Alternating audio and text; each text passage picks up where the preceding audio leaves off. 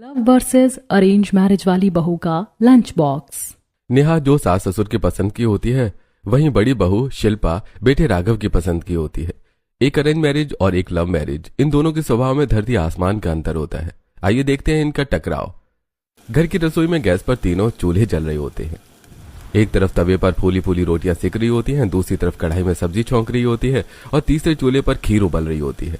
Kitchen counter पर lunch box रखा होता है। नेहा शांत चेहरे के साथ काम कर रही होती है। बाहर ड्राइंग रूम में शिल्पा मॉडर्न ड्रेस में सोफे पर बैठी मोबाइल सेट कर रही होती है। नेहा बेटा, इतनी जल्दी सब बना लिया तूने? जी मम्मी जी, बस खीर में ड्राई फ्रूट्स डाल रही हूँ, पापा जी को पसंद है ना। भगवान ऐसी बहू हर घर को दे। कमला ड्राइंग रूम में चली जाती है। शिल्पा रिंग लाइट ऑन कर देती है। शिल्पा बेटा, तू भी लंच पैक कर दे, राघव आता ही होगा। मम्मी जी, आज मुझे वीडियो शूट करना है, राघव कैंटीन में खा लेंगे। तेरा तो रोज का यही है बेटा, एक दिन भी लंच टाइम पर नहीं दिया तूने। मम्मी जी, आजकल लड़कियों के पास रसोई के अलावा भी बहुत काम होते हैं। हाँ, पर परिवार से बड़ा कोई काम नहीं होता। सीढ़ियों से दोनों बेटे उतर कर आते हैं। राघव फॉर्मल कपड़ों में गंभीर चेहरा लिए नीचे उतरता है। उसके पीछे मुकुल मुस्कुराता हुआ आता है। प्रीतम जी अखबार मोड़कर दोनों को देखते हैं। अरे नेहा, मेरा लंच तैयार है ना? जी बस 1 मिनट, आ रही हूँ। शिल्पा, मेरा लंच? आज कैंटीन से खा लेना, मुझे शूटिंग करनी है। शूटिंग तो दोपहर में थी, सुबह तो बना सकती थी ना। अब कितने लोग मुझे लंच पर लेक्चर देंगे? अरे बात लंच की नहीं है, जिम्मेदारी की है। राघव बिना कुछ बोले दरवाजे की तरफ बढ़ जाता है। घर के बाहर कार खड़ी होती है। राघव चुपचाप कार का दरवाजा खोलता है। मुकुल पीछे से दौड़ता हुआ आता है। नेहा दरवाजे पर खड़ी चिंतित नजरों से देख रही होती है। भैया, आप ये लंच ले जाइए। नहीं नेहा, मुकुल को दे दो, मैं बाहर खा लूंगा। भैया रुको, मैं भी आ रहा हूं। दोनों भाई कार में बैठते हैं और निकल जाते हैं। ऑफिस लंच एरिया में टेबल्स पर रंग बिरंगे टिफिन रखे होते हैं। सब लोग अपने अपने लंच बॉक्स खोल रहे होते हैं। कोई पराठा निकाल रहा था, कोई पुलाव, तो कहीं से अचार की खुशबू आ रही होती है। मुकुल अपने बैग से स्टील का टिफिन निकालकर मुस्कुरा रहा होता है। राघव कुर्सी पर बैठा सबकी तरफ देख रहा था। उसके सामने टेबल खाली होती है। चलो कैंटीन ही चल लेता हूं। राघव उठकर कैंटीन की तरफ बढ़ता है, तभी पीछे से दोस्तों की आवाज आती है। अरे राघव, आज फिर से लंच नहीं लाया? हाँ यार, आज घर में थोड़ा काम था इसलिए लंच नहीं बन पाया। अरे यार, तेरा तो रोज का यही है। किसी ने सही कहा है, लव मैरिज में बस लव रह जाता है, जिम्मेदारी नहीं निभाती लड़कियां। दोस्त हल्का हल्का मुस्कुराते हैं। राघव की मुस्कान फीकी पड़ जाती है। हाँ यार, बात तो सही कह रहा है। अरे भैया, आप मेरे साथ लंच खा लो ना। नेहा ने आज आलू मेथी बनाई है, आपकी फेवरेट। अरे नहीं यार, तू खा ले, मैं अभी कुछ ले आता हूँ कैंटीन से। राघव आगे बढ़ जाता है। मुकुल चुपचाप उसे जाते हुए देखता है।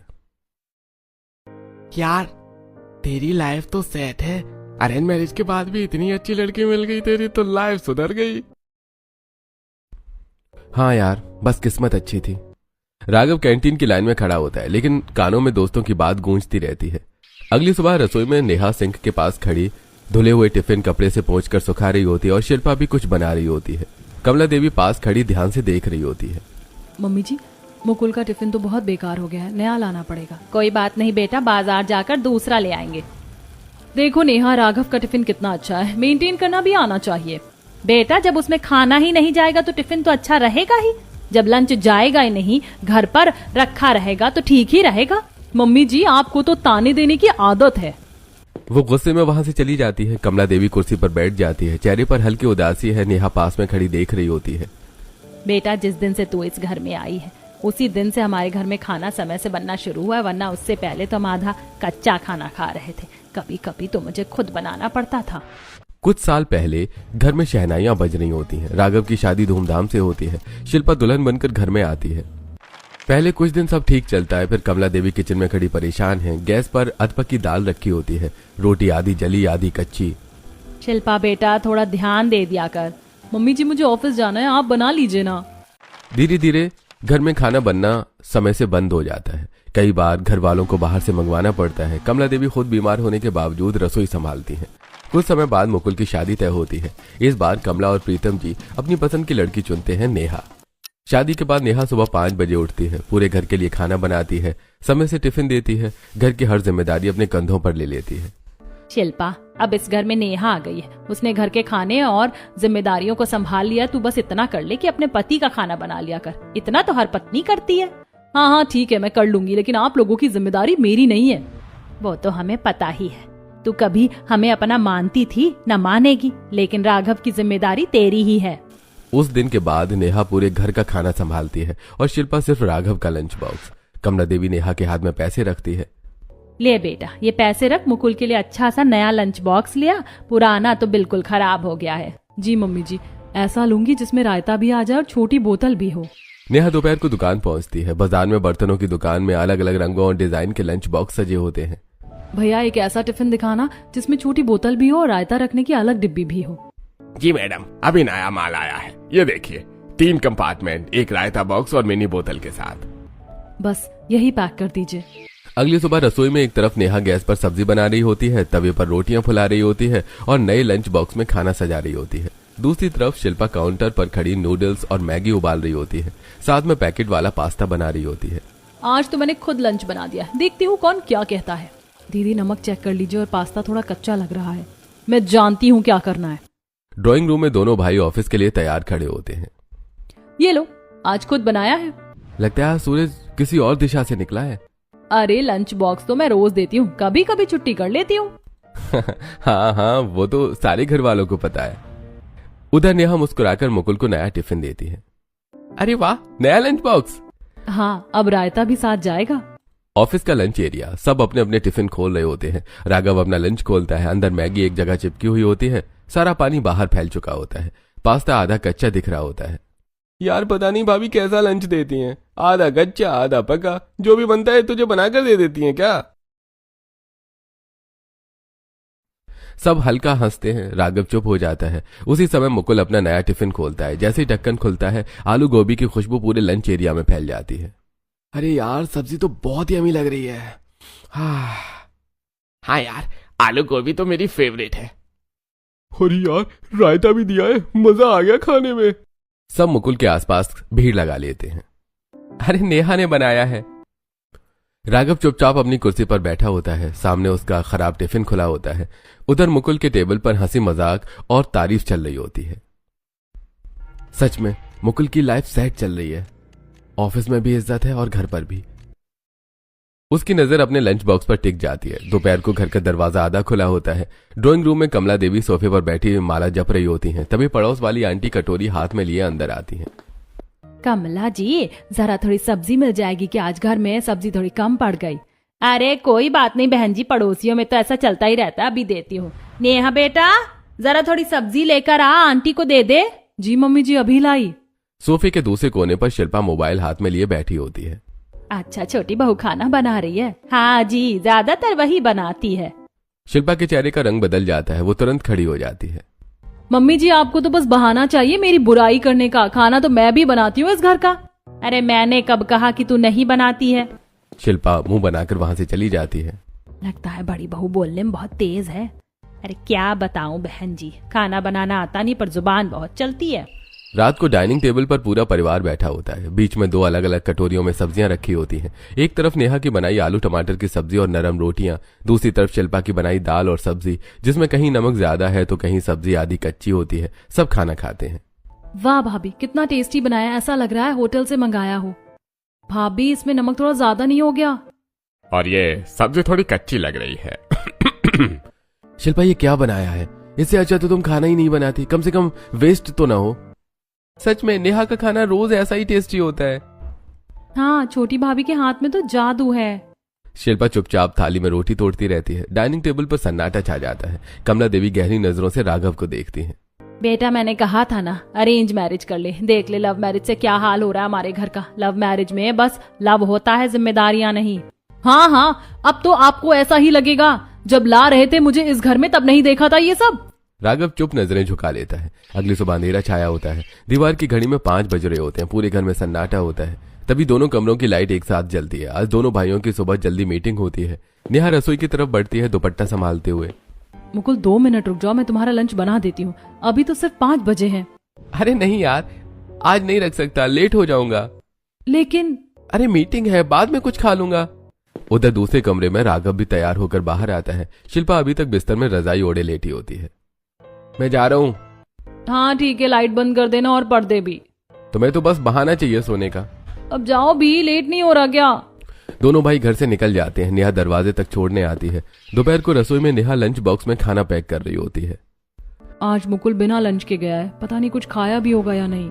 वो शिल्पा के कमरे के बाहर जाती है। दीदी चलो ना, आज ऑफिस चलते हैं, लंच देकर आ जाएंगे। ऑफिस? हाँ, वैसे भी घर पर बैठे बैठे क्या करना है। हाँ ठीक है चलो। ऑफिस के रिसेप्शन एरिया में दोनों बहुएं खड़ी होती हैं। कर्मचारी इधर उधर आ जा रहे होते हैं। राघव बाहर आता है और शिल्पा को देखकर मुस्कुरा उठता है। अरे शिल्पा, तुम मेरे लिए लाई हो? अरे आज लंच लाई हो? नहीं, मैं कोई लंच नहीं लाई, मैंने सोचा हम दोनों बाहर जाकर खाएंगे। राघव की मुस्कान धीरे धीरे फीकी पड़ जाती है। उधर मुकुल भी नेहा को देख लेता है। अरे नेहा, तुम यहाँ तक लंच लेकर आई हो? अरे क्या जरूरत थी यार। आज आप लंच लेकर नहीं गए थे ना, ऐसा लग रहा था कि आप भूखे ही रह जाओगे, इसीलिए मैं खुद लेकर आ गई। मुकुल अपने केबिन में बैठा होता है। नेहा सामने कुर्सी पर बैठकर टिफिन खोलती है। जैसे ही ढक्कन खोलता है खुशबू फैल जाती है। लीजिए, पहले गरम गरम रोटी खाइए। वो अपने हाथों से मुकुल को टुकड़ा खिलाती है।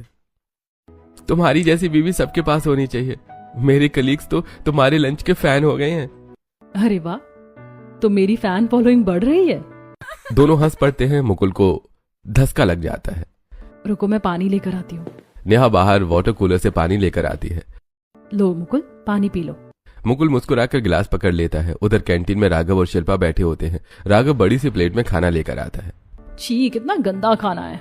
इसी बात से अंदाजा लगा लो, ये गंदा खाना मैं रोज खा रहा हूँ। अगर किसी दिन मैं बीमार पड़ गया ना तो सिर्फ तुम्हारी गलती होगी। अरे नहीं, अच्छा है, मैं तो मजाक कर रही थी। राघव चुपचाप खाना खाने लगता है। उसकी नजर अनजाने में मुकुल के केबिन की तरफ चली जाती है, जहां नेहा अपने हाथों से मुकुल को खाना खिला रही है। शायद मैंने सच में गलत उम्मीद लगा ली। अगली सुबह घर का माहौल थोड़ा अलग होता है। आज शिल्पा ने खुद से जल्दी उठकर बहुत सारा पोहा बना देती है। कमला देवी बाहर आंगन में तुलसी को पानी दे रही थी। मुकुल और राघव टेबल पर बैठे होते हैं। नेहा रसोई में आती है तो देखती है कि बड़े भगोने में पोहा भरा रखा होता है। दीदी, आज तो आपने बहुत सारा पोहा बना दिया। हाँ, कभी कभी हमें भी घर की जिम्मेदारी याद आ जाती है। डाइनिंग टेबल सब लोग प्लेट में पोहा ले लेते हैं। जैसे ही पहली चम्मच मुंह में जाती है, अरे ये क्या, इतना नमक? इसमें तो पूरा नमक भरा हुआ है। प्रियंका भी मुंह बनाकर प्लेट दूर कर देती है। कमला देवी तुरंत प्लेट अलग रख देती हैं। शिल्पा, खाना बनाने का मतलब सिर्फ गैस जलाना नहीं होता, स्वाद भी देखना पड़ता है। मेरा तो फर्ज था बनाना, बना दिया, पसंद आए या ना आए वो मेरी जिम्मेदारी नहीं है। कमला चुपचाप वो पोहे का भगोना उठाती है और बाहर गली में कुत्तों को डाल देती है। शिल्पा के चेहरे पर गुस्सा होता है। ऐसा गंदा खाना बनाने की कोई जरूरत नहीं है। अगर बनाना है तो मन से बनाओ, वरना मत बनाओ। आप लोगों को कभी मेरी अच्छाई दिखेगी ही नहीं। नेहा चुप रहती है। अगले दिन प्रियंका अपने कमरे से आती है। दोनों भाभी, आज मेरा प्रैक्टिकल है, लंच अच्छा चाहिए। शिल्पा भाभी आप मेरा फास्ट फूड बना देना और नेहा भाभी आप देसी खाना। अब तुम्हारा लंच भी मैं ही बनाऊं क्या? घर की नौकरानी समझ रखा है क्या? ठीक है प्रियंका, मैं बना देती हूँ। थैंक यू नेहा भाभी, आप सबसे बेस्ट हो। ठीक है, बना देती हूँ, क्या ही जा रहा है 5 मिनट में। वो फ्रिज खोलती है। फ्रोजन फ्रेंच फ्राइज, स्माइलीज और नगेट्स निकाल लेती है और सबको एक साथ तेल में डाल देती है। बस पैक करके डिब्बा बंद कर देती है। दूसरी तरफ नेहा गरम गरम आलू गोभी, नरम पूरी, फूली हुई रोटियां और छोटा सा डब्बा रायते का। प्रियंका खुश होकर दोनों लंच लेकर कॉलेज चली जाती है। लंच टाइम में प्रियंका अपने दोस्तों के साथ बैठी होती है। पहले नेहा का लंच खुलता है। जैसे ही डिब्बा खुलता है पूरी टेबल पर खुशबू फैल जाती है। यार तेरी भाभी तो कमाल का खाना बनाती है। वाह, घर का असली स्वाद, बहुत यम्मी। मेरी नेहा भाभी बहुत अच्छी हैं। फिर शिल्पा का डिब्बा खुलता है। तेल से भरे फ्राइज, ठंडे स्माइलीज। ये तो पूरा फ्रोजन पार्टी है। लगता है बड़ी भाभी लव मैरिज करके आई थी ना। प्रियंका हल्का सा सिर हिलाती है। लव मैरिज में फोटो अच्छी आती है पर लाइफ परफेक्ट नहीं होती। सब हंस पड़ते हैं। प्रियंका को थोड़ा अजीब लगता है पर सच कहीं ना कहीं चुभता है। अगली सुबह घर में हल्की सी भजन की आवाज गूंज रही होती है।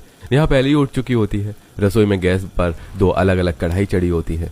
एक में कम नमक की सब्जी सास कमला देवी के लिए, दूसरी में सब्जी बाकी परिवार के लिए। साथ ही वो ससुर जी की डायबिटीज वाली दवाई निकालकर प्लेट में रखती है। पापा जी पहले दवाई ले लीजिए, फिर नाश्ता कीजिएगा। अरे बेटा, तू ना होती तो हमारी दवाइयों का तो भगवान ही मालिक था। नेहा मुस्कुरा देती है। कमला देवी रसोई में आती है। बेटा, नमक कम डाला है ना मेरे वाले में? जी मम्मी जी, आपका अलग से बनाया है और तेल भी कम रखा है। कमला की आंखों में खुशी होती है। हर रविवार नेहा लिस्ट बनाती है, कितना आटा बचा है, दाल कितनी है, सब्जी कितनी चाहिए। मुकुल नेहा को देखते हुए, तुम्हारी प्लानिंग ना घर को बैलेंस में रखती है। घर चलाना भी तो एक मैनेजमेंट है। उसी समय शिल्पा अपने कमरे में रिंग लाइट ऑन किए खड़ी होती है। हेलो गाइस, आज मैं आपको बताने वाली हूँ मेरी शॉपिंग हॉल। बेड पर फैले पड़े ब्रांडेड बैग्स, ऑनलाइन डिलीवरी के डिब्बे होते हैं। राघव अंदर आता है।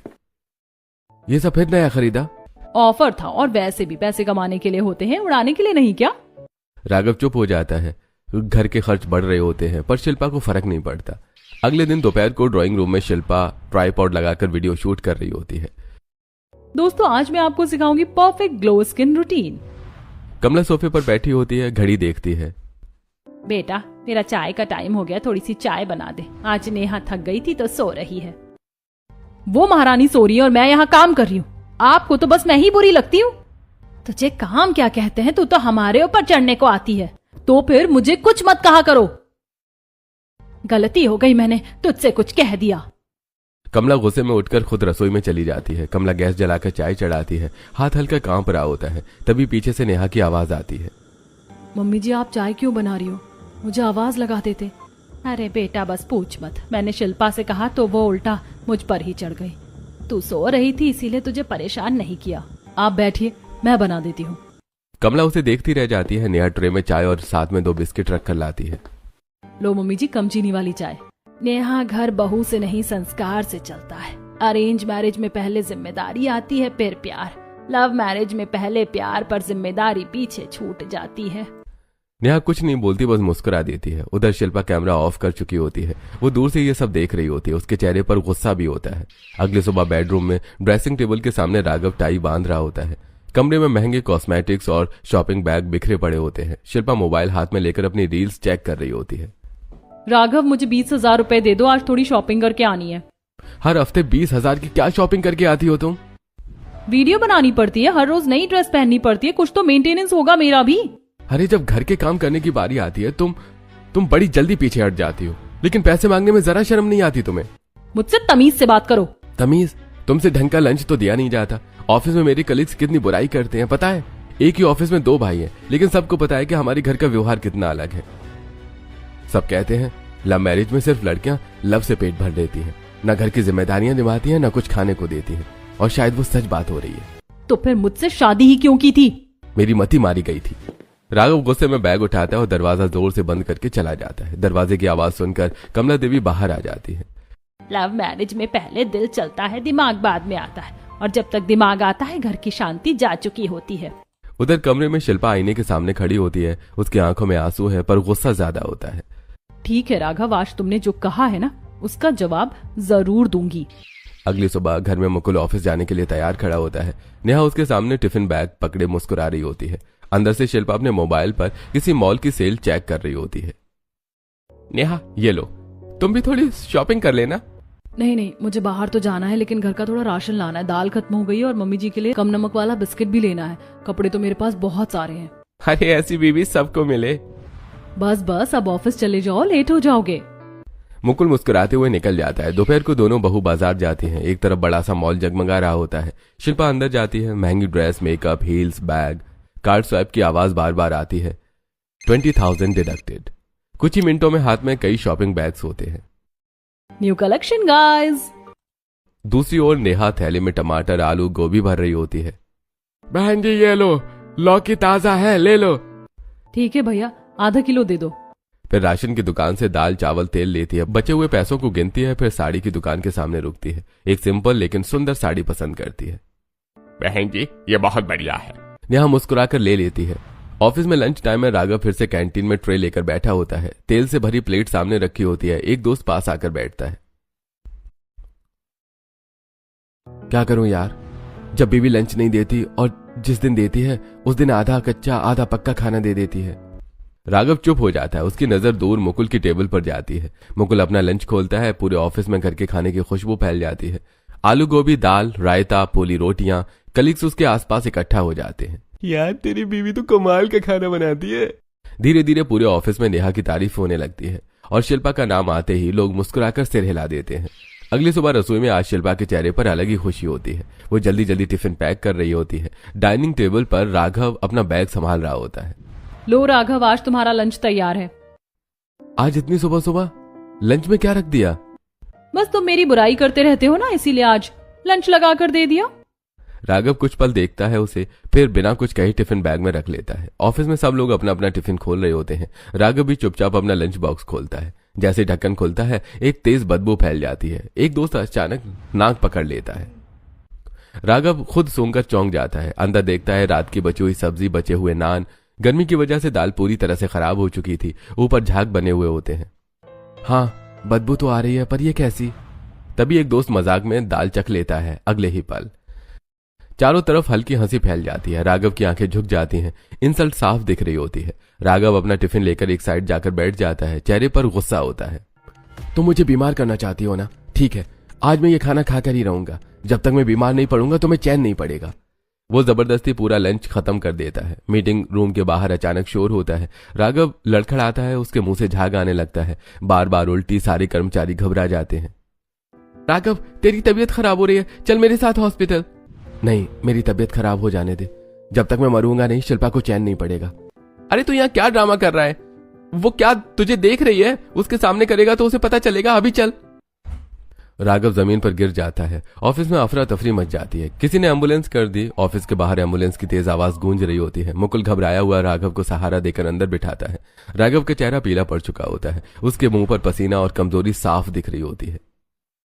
मम्मी, जल्दी हॉस्पिटल में आ जाओ। राघव की बहुत तबीयत खराब हो गई है। उसके मुंह से झाग बन रहे हैं और उसे बार बार उल्टी आ रही थी। फोन करते ही मुकुल की आंखें भर आती हैं। इमरजेंसी वार्ड में डॉक्टर राघव का चेकअप कर रहे होते हैं। बाहर वेटिंग एरिया में पूरा परिवार घबराया बैठा होता है। कमला देवी हाथ जोड़कर भगवान से प्रार्थना कर रही होती हैं। कुछ देर बाद डॉक्टर बाहर आते हैं। इनके पेट में इन्फेक्शन हो रहा है, साथ ही इन्हें फूड पॉइजनिंग भी है। आप लोग इन्हें बेकार खाना देते हो क्या, या टाइम से खाना नहीं दे रहे? डॉक्टर साहब, जब बहू किसी काम की ना हो तो ऐसा ही होता है। मेरा बेटा दिन रात मेहनत करता है, लेकिन इसे जरा भी शर्म नहीं आती। सबकी नजरें शिल्पा पर टिक जाती हैं। इसमें ऐसा भी क्या हो गया? कैफेटेरिया का खाना पूरी दुनिया खाती है। बाहर का खाना कई दिनों पुराना होता है और ये कई महीनों से रेगुलर बाहर का खाना खा रहे हैं। इसी वजह से इनके पेट में बहुत ज्यादा इन्फेक्शन हो रहा है। अगर ध्यान नहीं रखा तो हालत और खराब हो सकती है। अंदर बेड पर लेटा राघव धीमे से बोलता है। डॉक्टर, सबको पैसे से मतलब है, किसी को सेहत से कोई मतलब नहीं है। मैंने तो राघव से पहले ही कहा था अरेंज मैरिज कर लो। लव मैरिज से बेकार फैसला कोई नहीं होता। लव मैरिज के हाल तो हमने देख लिए। मम्मी, आप सही कह रही हो, अरेंज मैरिज सबसे बेस्ट है। शिल्पा चुपचाप बैठी रहती है, पर उसके चेहरे पर कोई पछतावा नहीं होता। मुकुल अंदर आता है। राघव की आंखों में आंसू होते हैं। भाई तू टेंशन मत ले, सब ठीक हो जाएगा। शादी में थोड़ी बहुत अड़चन आती ही है। भाई तेरी लाइफ सेट है, मेरी नहीं। मुकुल उसका हाथ पकड़ लेता है। अगले दिन घर का माहौल बदला हुआ है। राघव चुप और गंभीर हो जाता है। शिल्पा से वो दूरी बनाता है। सुबह रसोई में नेहा खाना बना रही होती है। राघव अंदर आता है। नेहा, अब से मेरा सारा काम तुम करोगी। जब इस घर में मेरी बेबी को मेरी कोई परवाह नहीं, तो मुझे भी उसकी कोई परवाह नहीं। भैया, मैं आपका लंच बना दूंगी, आपको टेंशन लेने की कोई जरूरत नहीं है। राघव चुपचाप सिर हिला देता है।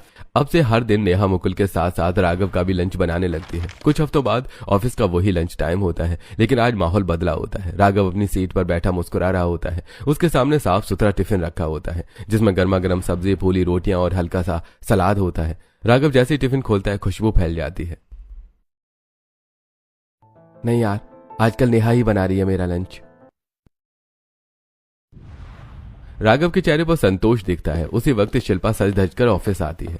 राघव से मिलना है। रिसेप्शनिस्ट अंदर मैसेज भेजती है। जाकर कह दो मैं यहां नहीं हूं। दोस्त थोड़े हैरान होते हैं, लेकिन बाहर जाकर यही कह देते हैं। शिल्पा अपमानित महसूस करती है। राघव घर आता है, सीधे अपने कमरे में जाता है, दरवाजा बंद कर लेता है। शिल्पा बाहर खड़ी रह जाती है। कुछ देर बाद, नेहा, मेरे लिए एक कप चाय बना देना। जी भैया। शिल्पा का चेहरा तमतमा उठता है। वो दरवाजा खटखटाती है। तुम मेरे साथ ऐसा क्यों कर रहे हो? मुझे इग्नोर क्यों कर रहे हो? अपने सारे काम नेहा से क्यों करा रहे हो? जैसे तुमने मेरे साथ किया, मैं भी वही कर रहा हूँ।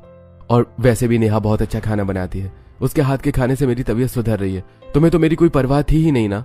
मुझे भी अंदाजा है तुम्हारा। अपनी बीवी के अलावा किसी दूसरी लड़की की पूरे दिन तारीफ करते हो, तुम्हें शर्म नहीं आती? नेहा पराई थोड़े है, इस घर की सदस्य है। जब वो मुकुल का सारा काम कर सकती है, तो मेरा भी कर ही लेगी। शिल्पा हैरान रह जाती है। रात को सब लोग खाना खा रहे होते हैं। नेहा, आज की दाल बहुत बढ़िया बनी है और रायता तो कमाल का है। कमला देवी गर्व से मुस्कुराती हैं। शिल्पा चुपचाप बैठी रहती है। अगले दिन कुछ औरतें बाहर खड़ी अपनी अपनी बहुओं की तारीफ कर रही होती हैं। मेरी बहू तो सुबह 5 बजे उठ जाती है। हमारी नेहा भी सब संभाल लेती है, बहुत संस्कारी है, घर के सारे काम वही करती है। लगता है बड़ी बहू तो सिर्फ जुबान चलाती है। हाँ बहन, सही कह रही हो। पीछे खड़ी शिल्पा सब सुन लेती है। उसकी आंखें भर आती हैं।